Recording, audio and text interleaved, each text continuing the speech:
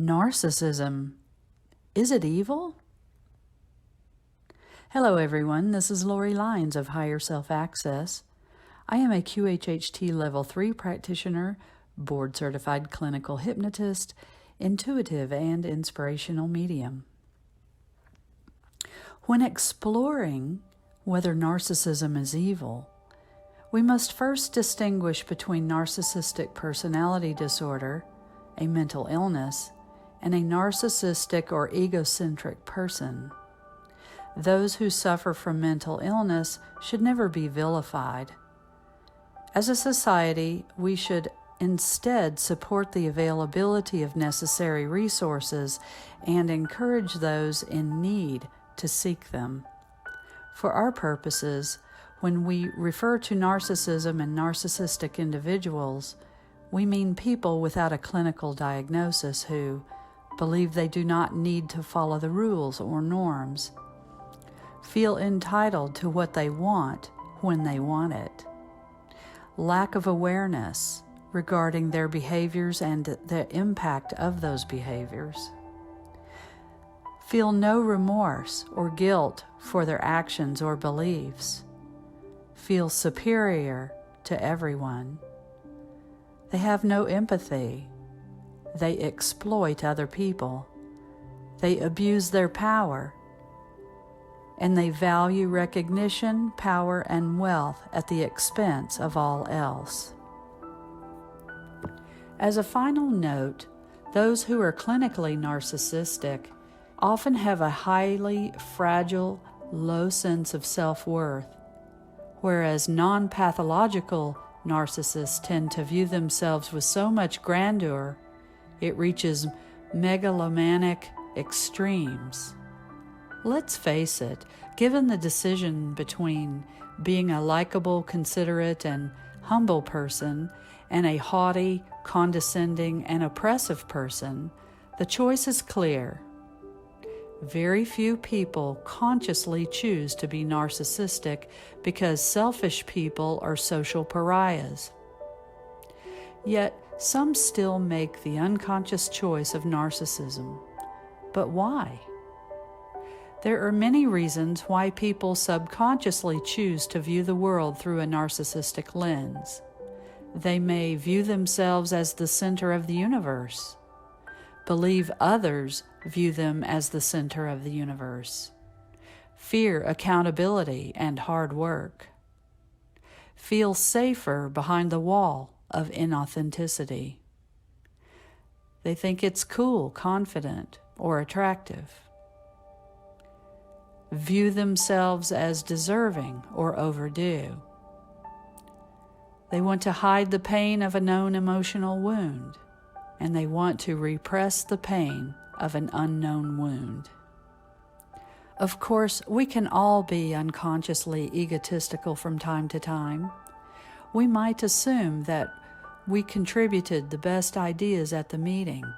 Our favorite shows are superior to those of our spouse or roommate, or that we deserve to be our mom's or dad's or our children's favorites because of all we do for them. It's normal and even healthy to know that we are unique and maybe a cut above in some areas of expertise and competency. It becomes unhealthy, toxic, and extreme when narcissists start to view the whole world as beneath them, believing everyone should acquiesce to and mold their lives around their narcissistic demands. But is it evil? Here are a few examples of narcissism at work. You can be the judge of whether it is evil or not. The totalitarian dictator who expects the complete subservience of his people. When his regime leads to war and famine, dissenters are imprisoned or killed to protect his image as a leader of a utopian nation. Or the starlet who has plastic surgeons, chefs, ateliers, makeup artists, and photo editors to perfect her image. When asked how she looks so flawless, She tells her impressionable audience it is diet and exercise, causing her fans to strive for unattainable ideals and suffer from a lack of self-worth. Or the husband who feels that his wife and children owe him for what he provides, so he cheats on his wife and abuses his family without guilt or remorse because he feels entitled as the man of the house. So is narcissism immoral? Is a narcissistic person against the common good? If you agree it is, then that means the egocentric worldview and the behavior it inspires on the individual, societal, and global levels is innately evil by definition. A wound is often where the seed of narcissism is planted. Almost all narcissists are wounded. However, not are all self-aware enough to realize that they are. While others acknowledge their trauma, but are too afraid or don't hold themselves accountable for healing it. As a result, they abuse and exploit others to try and balance the scales of injustice or project accountability for their pain relief on those around them. It is a vicious cycle because they keep going from relationship to relationship, be it romantic, platonic, or familial, wounding others, resulting in their rejection at the end of a long and bitter emotional game of tug-of-war. This, in turn, triggers their trauma of abandonment, rejection, or unworthiness until they find someone else to wound. Often, we think that infamous reality stars, celebrities, professional athletes, influencers, and corrupt politicians make the unconscious choice of narcissism out of an intense obsession with power, fame, and money. However, no matter how famous or infamous they are, almost all narcissists are the same. Their lust for control and wealth is only a symptom of a deeper wound of inferiority, rejection, erasure, abuse, oppression, and abandonment. Unfortunately, the impressionable audience of political pantomime or unreal reality shows is conditioned to believe that the narcissistic way of life is the secret to success. It's a me first, me at the expense of others, and me at all cost that becomes the toxic and evil way of life for the masses who hungrily consume the media. As a result, we become a culture where narcissism is not just acceptable, it becomes cool, attractive, and admirable. So, is that it? Are we just meant to walk around on narcissistic eggshells trying to avoid injury or insult? Don't worry.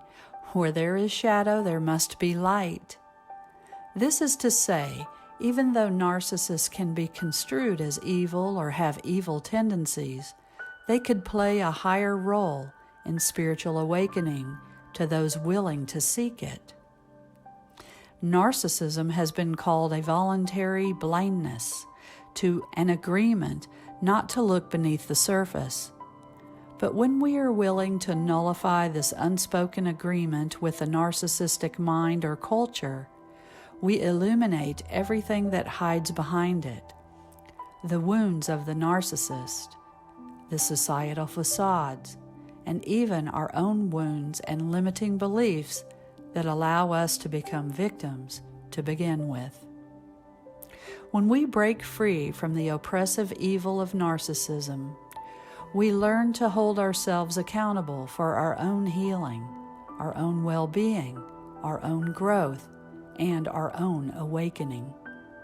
It is rather magical and miraculous how such self-serving energy can, in fact, serve others, teaching us to take better care of and accountability for ourselves, our intentions, and our journey. In this way, we are no longer victims of narcissism. We are its pupils. Fundamentally, narcissism is the willful ignorance of the needs, desires, and worth of other people, nations, cultures, or societies. It is choosing to ignore all else to further one's own intentions and desires. Good is when we can acknowledge and embrace the merit of all people and societies and their inherent right to pursue their own needs and goals. Ultimately, isn't that what awakening truly is? To ascend to fifth dimensional consciousness, we must be willing to honor ourselves as individuals while embracing the oneness of the universe and unity of being. When we take an honest, objective look into the world of narcissism, we can see its hidden truth. And while this truth is dark, it can illuminate the path of enlightenment. If you find value in my videos, please like, comment, and subscribe. And I thank you for listening, and I wish you love and truth. I am Lori Lines.